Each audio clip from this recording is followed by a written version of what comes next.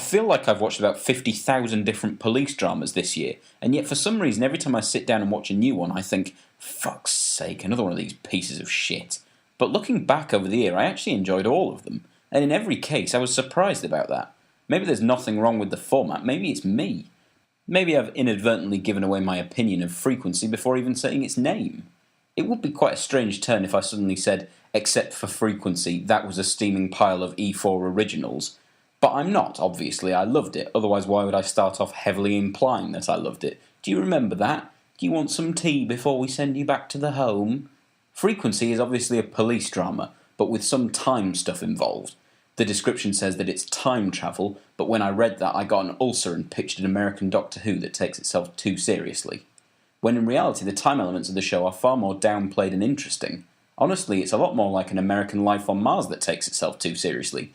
Yes, I am aware that that's already happened, and no, I haven't seen it. I'm not in the habit of punching myself in the face. A detective communicates with her dead dad from 20 years in the past and changes time with him through a ham radio, and while that may sound like an appalling idea that should fuck off, it is actually well done.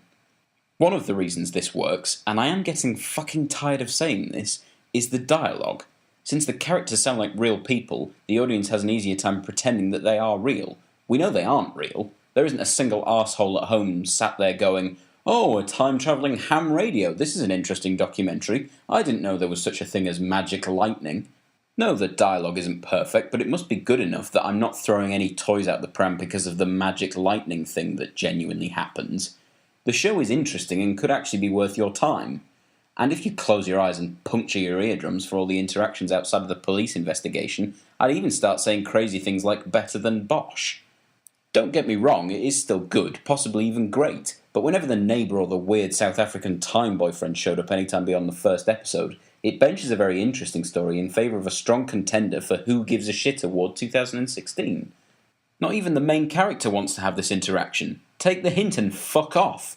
She could punch him right in the Biffin's bridge and kick him in the tits, and all she'd have to do is tell Daddy past tense to go open a window or flush his toilet, and suddenly they're now in a timeline where he isn't nursing a new hole in his undercarriage, because that's how timelines work.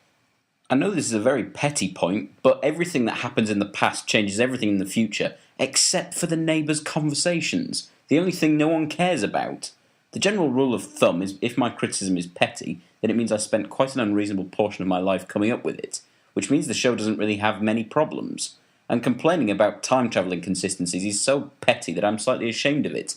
But here I am, saying it out loud with my stupid mouth, so it can squat on the internet for longer than I'll be alive, making me look like a hypocrite for any quantity versus quality argument I ever made.